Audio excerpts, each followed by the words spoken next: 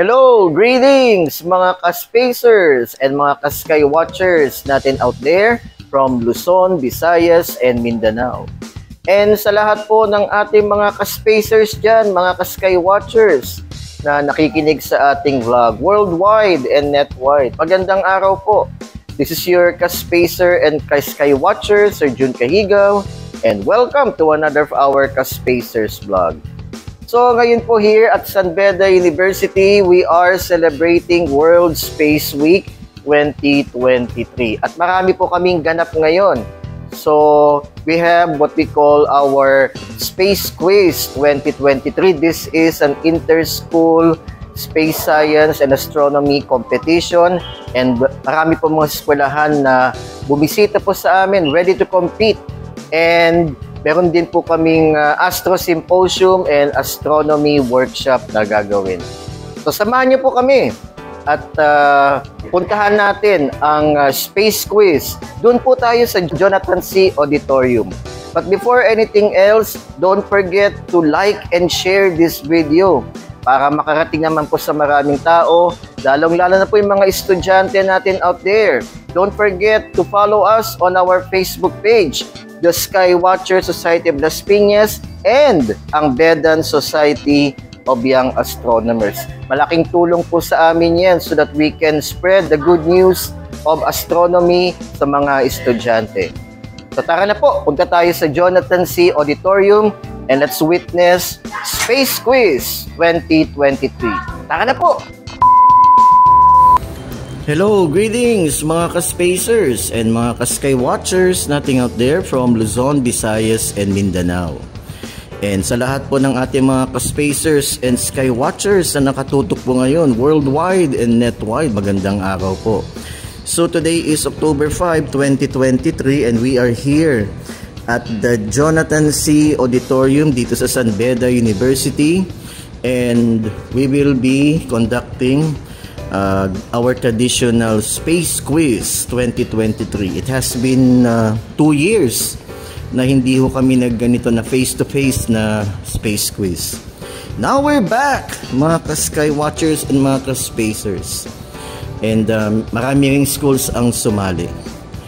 Alright, so we are now celebrating World Space Week 2023 and the theme for World Space Week is Space and Entrepreneurship. And this is our way of celebrating World Space Week. We will have a space quiz, the inter-school space quiz. So samahan niyo po kami together with the officers and crew of the Bedan Society of Young Astronomers. Our advocacy is to promote astronomy and the sciences. So tara po and let us witness this event.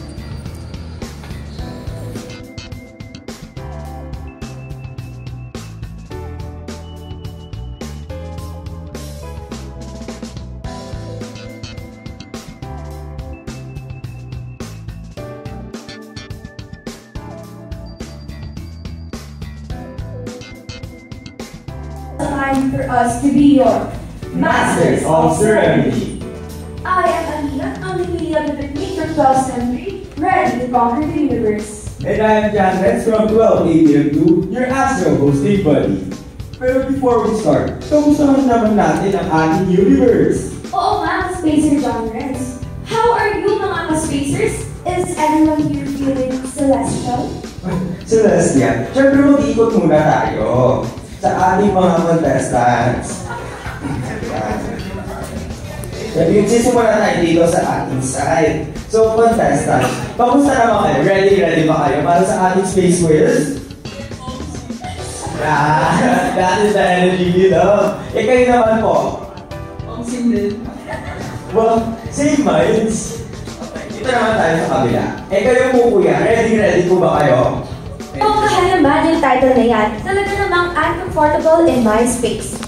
Here in Space Week 2023. But before we continue any further, let's take a moment to ask for grace from our Lord to guide us into a successful and prosperous event. Happily lead us to the opening prayer. May I call on Mr. Mike Isidore Santos, PSYA's Marketing Head. We request everyone to please stand up and join us in saying grace.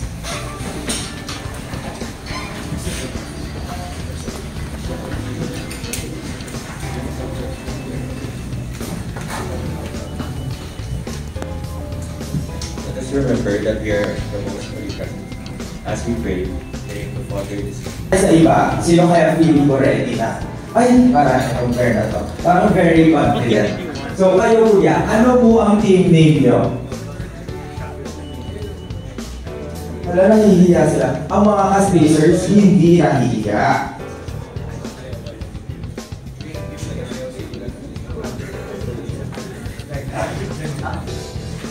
Since medyo mali po kami, we're called Team Lunatic. Ay, lunatic? What?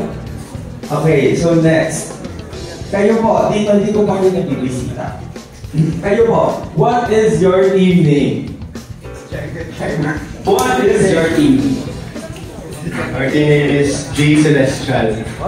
Wow, G Celestial. Okay, next. Kayo po. The Lulus Overkinesis. Overkinesis. Bago yun ah. Okay, kayo naman po kuya. What is your team name? Long po. Okay, thank you. Good luck lang po.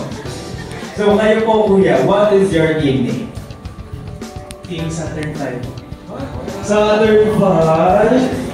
Ginani yan? Okay, dito naman sige. Once again, the students from Jose Abad Santos High School. Yan guys, parang walang breakfast. Let's now move on to the students from Bloomfield Academy. Lakas ng energy partner. Oh, up next are the students from Santa Lucia High School. Ang tayo dun sa Rora. Okay, up next, the one and only Manila High School. Yeah, very powerful. Everyone's decide about this tataas ko ng voters. Thank you.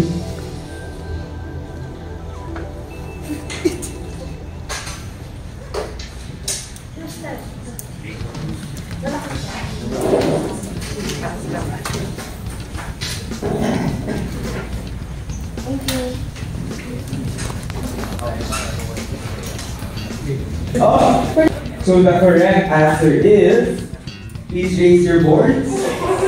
Helicopter. The Ingenuity was a small helicopter aircraft carried to the surface of the red planet, attached to the belly of the Perseverance rover. Ingenuity's mission is experimental in nature and completely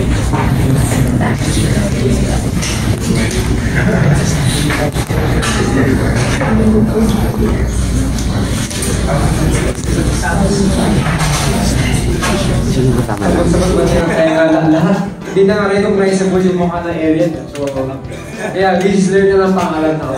As a Reese, yeah. Wow! Grabe sa explanation. Okay, up next. Kayo po kuya. Ano po ang... May math? May math? Okay, pa-explain. So, po, nag-skip ako ng long test. Nag-aaral ako sa long test na ito kaninang umaga. So, medyo yun pa rin yung umiikot sa utak ko ngayon. Anyway, alam niyo yung emoji na pinagsasama? So, kumbaga ano lang to, exploding head emoji plus alien. Yun na yun. Same thing sa kanila. Sabog rin kami ngayon. So, yun lang na. Nasa namin, obviously. Tapos, nasa part kami ng octopus kasi ina-absorb namin yung brain ng octopus. Tapos meron na kami isang drawing, pero ito, kasi yung teacher... Alright, so sana nagustuhan niyo po yung aming Space Quiz 2023. Ngayon po, puntahan po natin ulit ang Jonathan C. Auditorium at tayo po ay makikinig ng maganda at very informative na Astro Symposium and Telescope Workshop in our continuation of our celebration of World Space Week 2023 dito sa San Beda University, Manila. And tandaan niyo po mga ka-spacers and mga ka-skywatchers, don't forget to follow us here at the Bedan Society of Young Astronomers and the Skywatchers Society of Las Piñas. Tara na po, punta po tayo sa Jonathan C. Auditorium and makinig po tayo sa isang napakaganda and very informative na Astro Symposium and Telescope Workshop. Tara na po!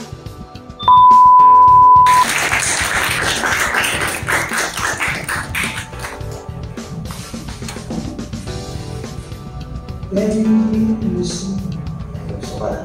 pwede bang gimmick kayo dito para classroom setup?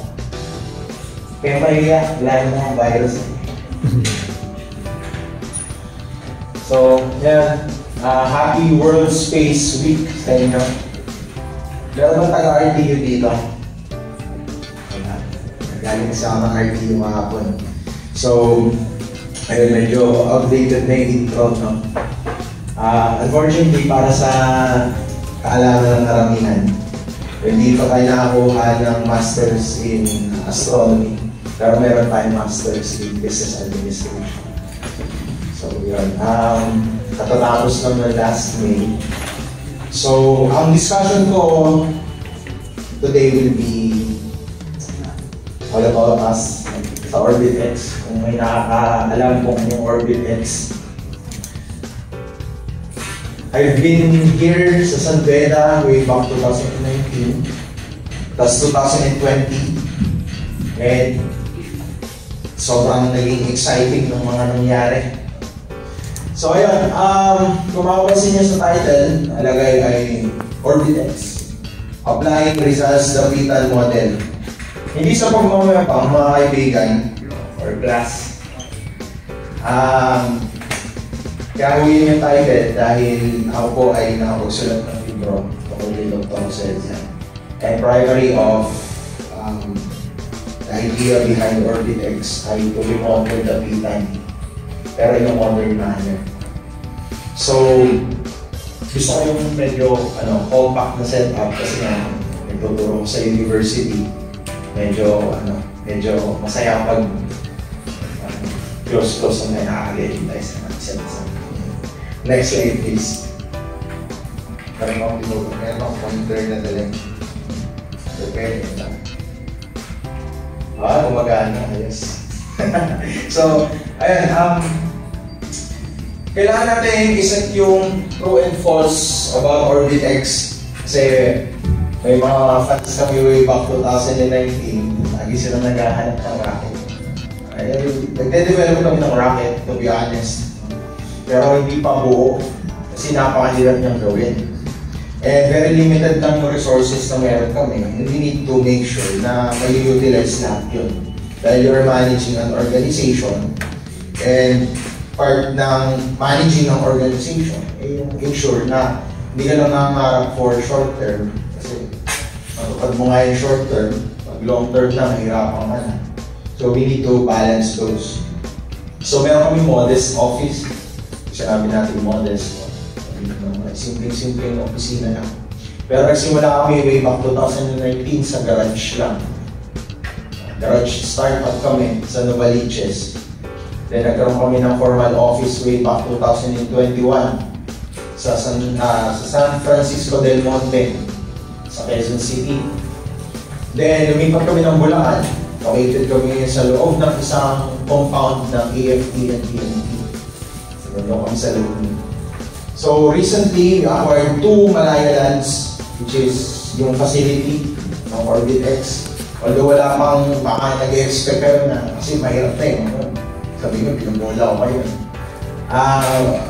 Recently acquired yun na lupa. Yung isa ay 3.3 hectares, yung isa ay 1.27 hectares. Yung Malaya Land 1 na 1.27 hectares to be dedicated for testing and development of any aerospace-related application. So may site plan na yan. So, engineering plan na yan. Then, yung Malaya Land 2 ay malapit sa body of water. And yun naman ay for launch pad. Yung isa ay nasa Mindanao, yung Malaya Land 1. Yung Malaya Land 2 ay nasa Aurora. Yun yung launch pad. So, lahat ng ginagawa namin ay dinidesign sa loob ng team. And lahat yun ay gawang Pilipino. Although merong external input yun, halimbawa, we need to verify yung claims namin. Yun yung natutunan namin along the process. Kasi 2019 hanggang 2020, bago mag-pandemic, lagi kami nagmamarunong. Ala namin, ang galing-galing namin. Kami natigil sa advice ng iba. Kausap namin si Dr. Reyna Reyes, nagtatrabaho sa NASA. And sabi niya, bakit mo kailangan i-invent yung fuel kung may magagamit naman kayo gumagamit. Well, in reality, ang goal kasi namin, dahil nga pag nagpapalipad ka ng rocket, may emission na, may carbon emission siya nakasama. So nag-worry yung team ko before, na kapag dumating sa time na marami ng bansa yung space fairing, hindi na maging enough yung carbon emissions. Or sobra-sobra na yung carbon emissions. So sabi namin, baka pwede natin i-utilize yung waste para maging fuel siya.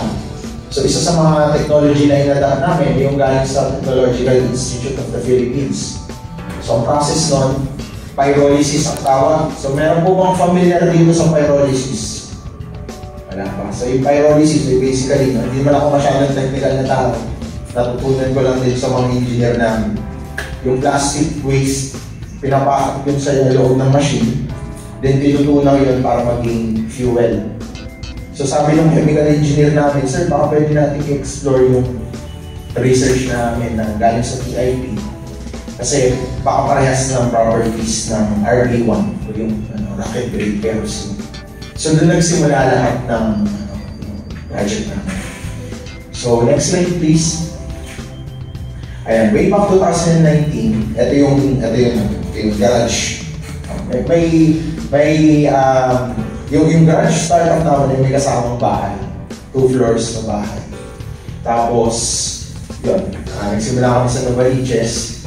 Yung mga original founders ng OrbX pa lang before. Hindi siya Orbitex, but OrbX. Then, hindi naman siya masyadong siniseryoso kasi ang bala lang sana namin ay maging non-profit para mas madali siyang makakuha ng support.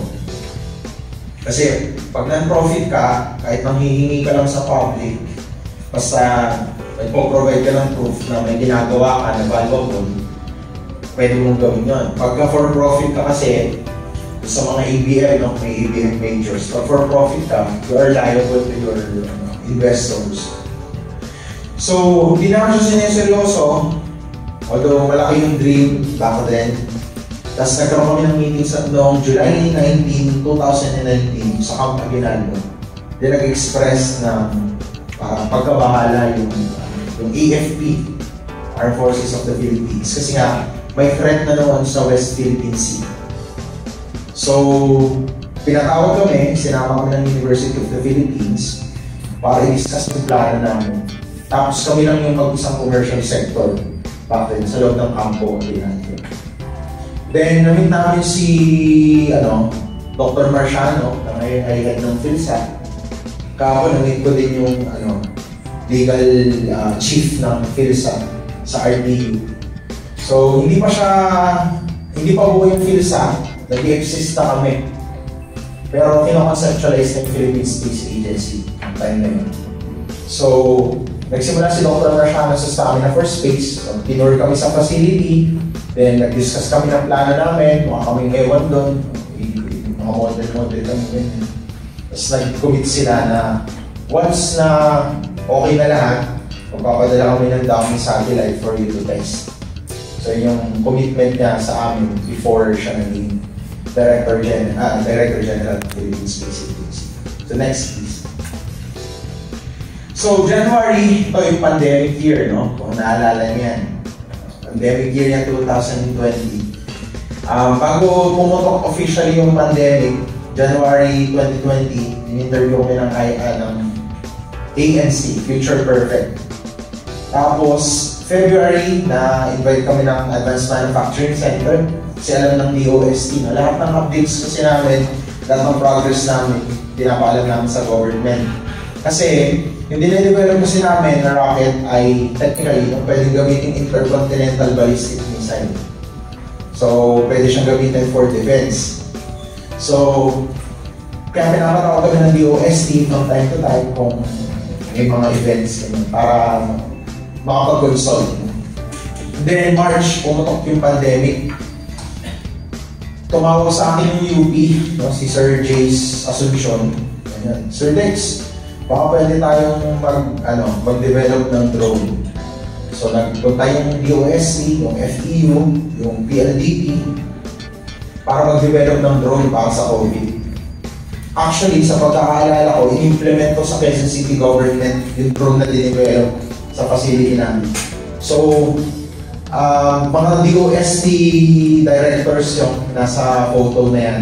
Ini-inspection nila yung ginawang prototype sa loob ng facility namin. Kung nakikurious kayo kung bakit nasa facility namin ginagawa yung prototype, kasi nung pagputok ng pandemic, walang matuluyan yung DOST. Kami lang yung ginawang area. Tapos ginamit yung brief expertise na meron kami for project management. Tapos hindi kami bayad, yung binayaran. Nabayaran lahat ng teams. Kami hindi kami binayaran. True story. Tapos nagkaroon ng testing ng adhesive, yan, prototype, no? Nag-prototype ng ilang mga aspects pagdating sa rocket development. Tapos sobrang hirap ng COVID kasi nakatanggap kami ng investment around this period. Tapos na-downplay ng investor yung impact ng pandemic. Kanya, hindi naman tatagal yan, no? Saglit lang. Tapos lumala siya. So nagkaroon kami ng problema along this process. Pero nakapag-prototype kami ng mga machineries namin, mga adhesives, and everything.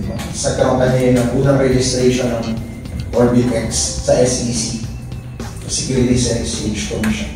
Next please, 2021. Yan, medyo naka-recover na kami ngayon.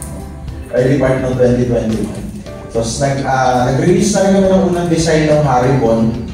And tumatawa kami dyan kasi nung nirelease niya ng media, itong model na to, kinatawanan namin kasi mukhang pendle pen. Kung makikita ninyo, mukha siyang pendle pen.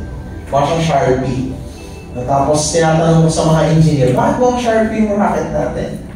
As the example pa lang kasi yan. Tapos na-revise siya ng na-revise, nag-improve siya ng nag-improve. Then nakatanggap kami ng support galing sa OFWs. So, ang dilemma kasi, lalo na yung topic ng World Space Week ay related sa entrepreneurship. Kapag ito kalaki yung ventures ninyo, mapapansin ninyo na pag technical support, marami talaga abroad yan. Tulungan kayo sa connections, yan. Marami abroad. Dito naman, pagdating sa technical aspect, technical support, medyo kulang tayo. Kasi pag nagpa-fabricate kami ng isang maliit na part lang, yung injector system namin, napakahirap pumanap ng fabricator yung gumagawa ng part na yun. So, kailangan namin suyurin yung buong Pilipinas, makahanap na kami ng fabricator ng isang maliit na part para dun sa engine namin. So, yan. Nagkaroon ng unang design ng swirl injector. Hindi na nakasama dyan yung nag-testing kami ng water test, 3D printed na injector. So, kasi masyado ng pangit yung presentation, black and white pa, diba? May purpose yan, bakit siya black and white.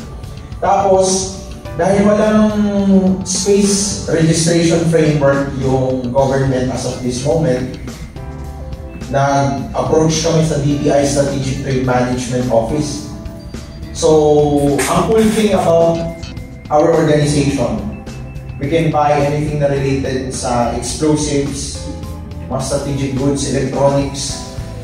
So, pag sinabi natin strategic goods, lahat ng pwedeng gamitin for proliferation of mass destruction.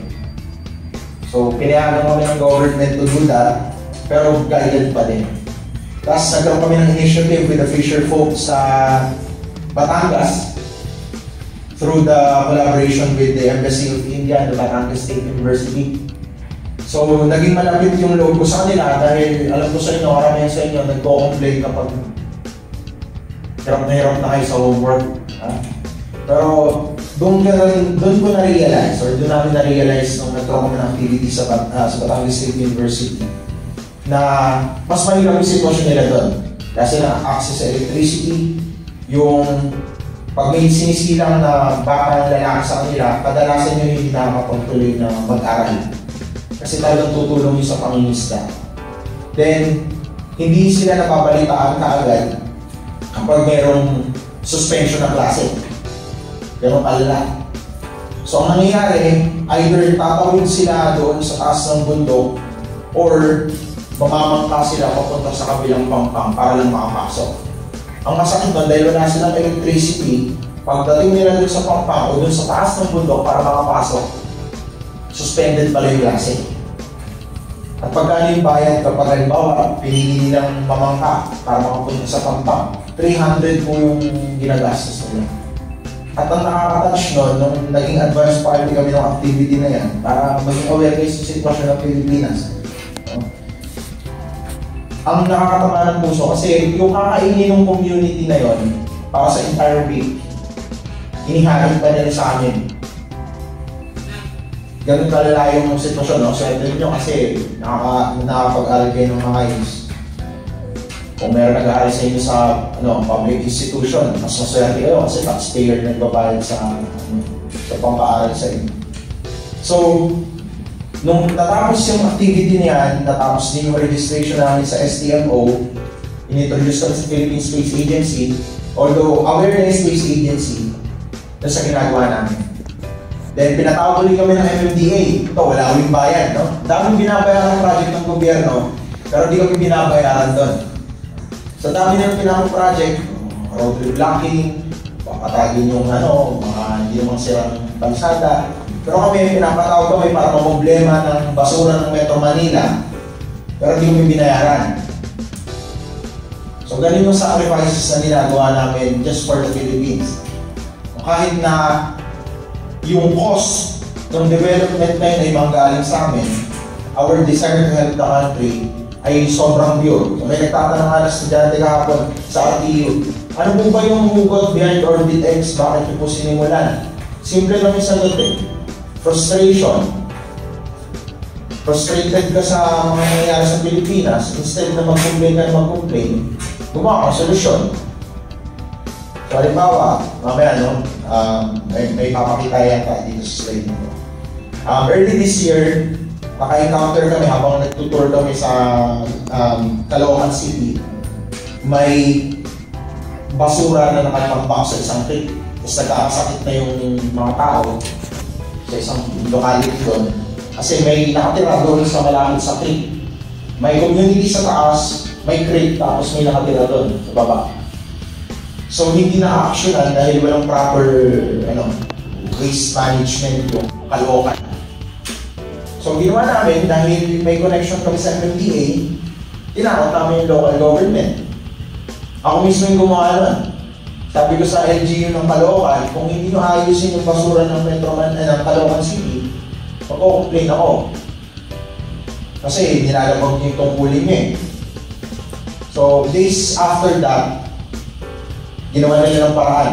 Nagpunta yung DENR, nilinis nila yung area, tapos nagtanong yung kasama ko dun sa local government official ng Caloocan. Ano ba nangyari dito? May nagko-complain kasi, nag-extraban yun. So yung simpleng bagay na gano'n, no? Malaking tulong yun. Kasi yung maingay ka lang, di ba? Next. Ayan, nagkaroon kami ng tree planting initiative. Sariling cost din namin yan. Gastos din namin yan. Tree planting initiative kami, nakakatatlong areas na kami. Ang goal namin ay makapagtanim ng 3,000 puno sa Metro Manila. So kung mapapansin ninyo, even though space-related yung applications or developments na ginagawa namin, meron kami mga initiative na para sa mundo. Kasi, kaya sabihin natin gusto natin pumunta sa Mars, hindi pa naman siya livable, totally. So, kailangan natin alagaan. Then, around March to April ng 2022, naging member kami ng Paris Peace Forum dahil sa mga initiatives na ginagawa namin, naging part kami ng Net Zero Space Initiative. So, malaking organization ito dahil kasama dito noong mga panahon na yun yung Chancellor ng Germany. Nung hindi pa magulo yung President ng Russia, si Putin. So, yan, mga kagrupo ko sila, groupmates. So, naging part kami niyan until now. Then, hindi pa buo yung rocket, no? yung gusto namin mangyari. Pero, nakakuha kami ng unang client namin last year. NU Space, na galing sa National University of Singapore. So, nagde-develop sila ng satellite for agricultural purposes. So, sila yung unang client namin. Ayan, may picture. Sa namin yan kasi major milestone yun. Hindi namin in-expect na yung proof of concept pa lang na pinrovide namin, yung technical sheet pa lang na pinrovide namin. So nag-grab sila ng opportunity. And nakaka-flatter kasi yung SpaceX ni Elon Musk, yung isa nilang service provider. So pagdating ng future, dalawa yung pagpipilian nila. Either kami o SpaceX. Yun yung nakaka-proud doon. Sense of accomplishment.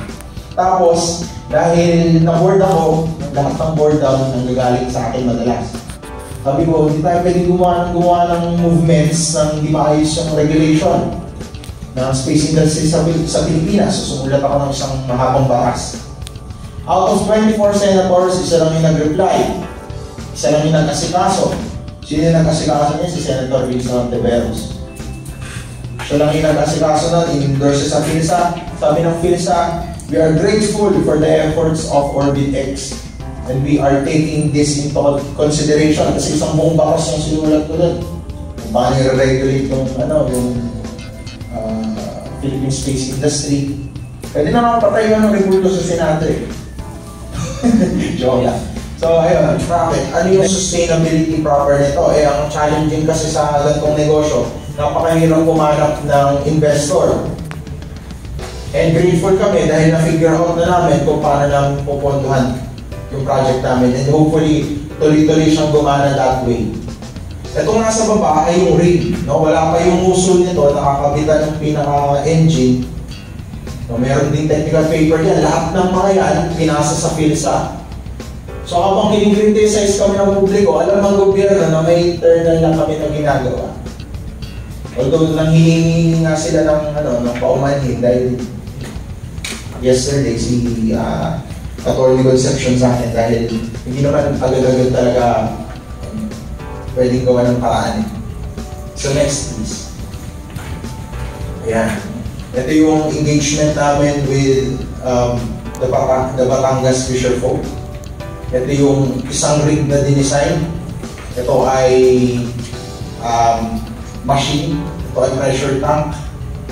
Ito ay dinesign na launch pad para sa sea level, para kagaya na sa SpaceX. Tapos yung pentel pen namin, yung marker, pentel pen na tawag ko dyan. Then ito yung naghahanap kami ng location, office.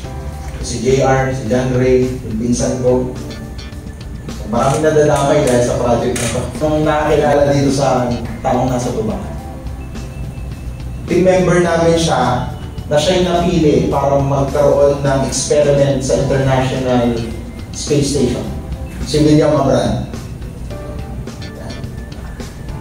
So siya ngayon yung aking right hand. Siya yung gumagawa ng mga bagay for me. Yan.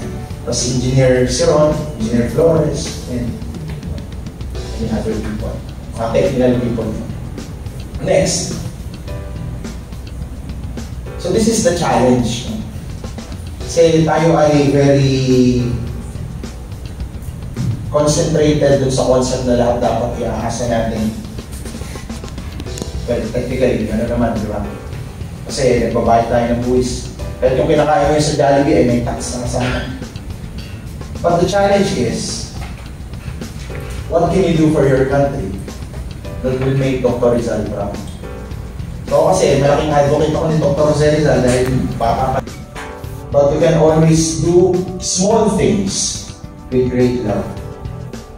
And isipin mo ngayon, ano yung isang maliit na bagay na kaya kong gawin? O pwede kong gawin ng maximum effort. Hindi kasi kayo, hindi lahat tayo willing na pag-undergo na so much stress para lang i-replicate yung ginagawa namin. So, ayun, yung challenge ko sa inyo for the World Space Week. Thank you very much.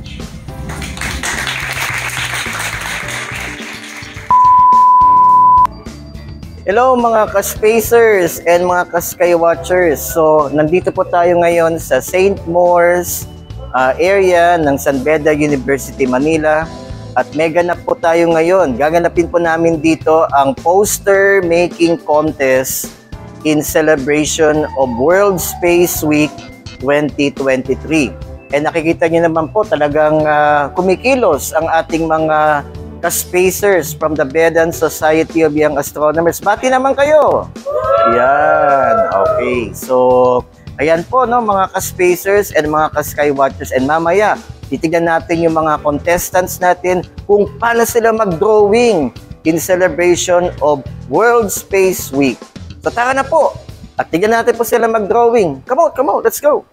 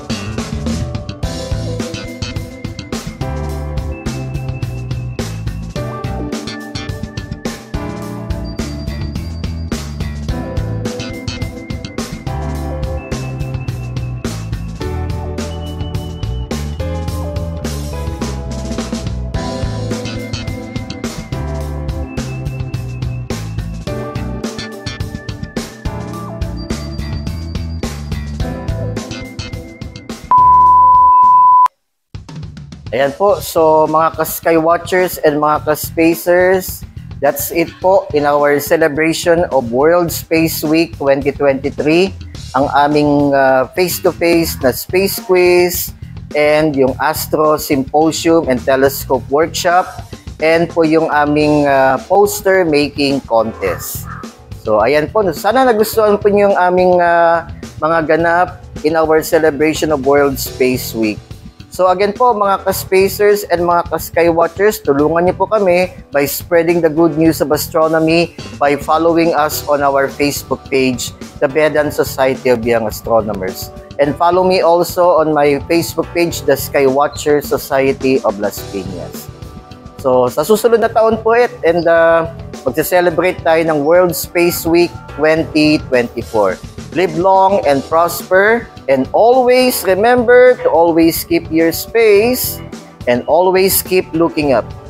Bye-bye po. See you next year for World Space Week 2024.